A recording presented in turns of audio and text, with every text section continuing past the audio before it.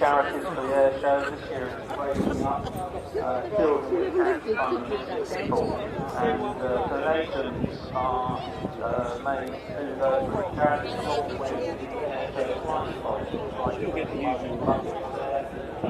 available at the information desk or on the exit from the waiting floor. And we'll be very pleased to take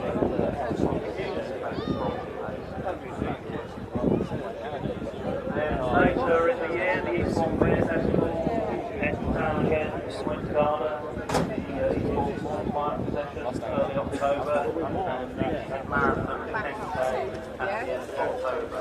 All the details about the Eastbourne are available on the Eastbourne.com website, and you can get a mobile version on your smartphone or just do it on your tablet at home.